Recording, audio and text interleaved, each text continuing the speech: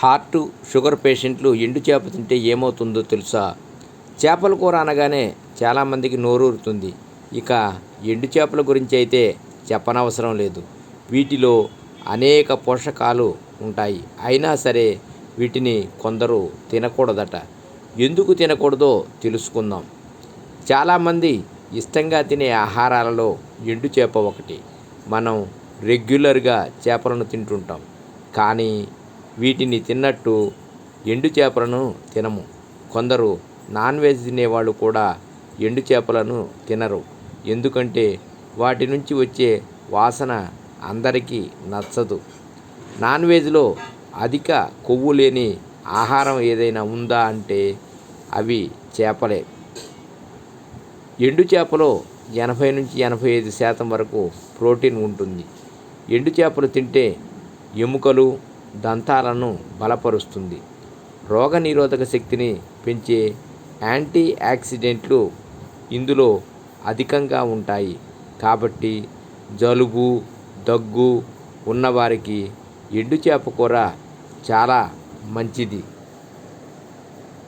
మూత్రాశయము, అండాశయము, గర్భాశయము లాంటి సమస్యలు మహిళలకు ఎక్కువగా వస్తాయి. వాటిని పరిష్కరించడానికి ఇది సహాయపడుతుంది. ఎండు చేప వాతం, పిత్తం, రక్త ప్రసరణ లాంటి సమస్యలను నయం చేస్తుంది. పాలిచ్చే తల్లులు ఎండు చేప తింటే పాల ఉత్పత్తి పెరుగుతుంది.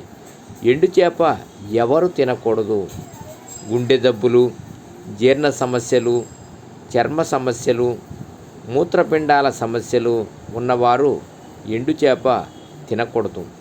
ముఖ్యంగా రక్తపోటు, షుగరు ఎక్కువగా ఉన్నవారు ఎండు చేపను ముట్టుకోకూడదు.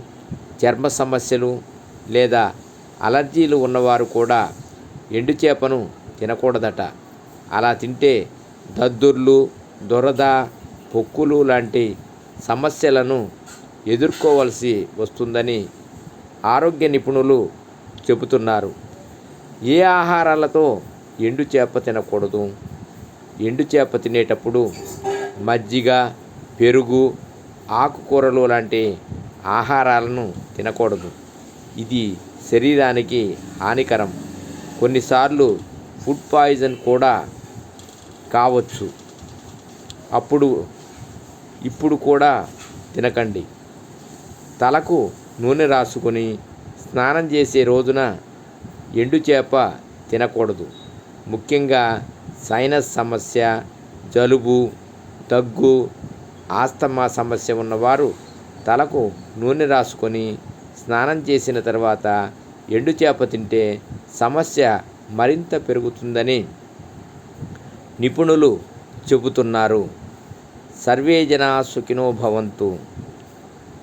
ఓం నమః శివాయ.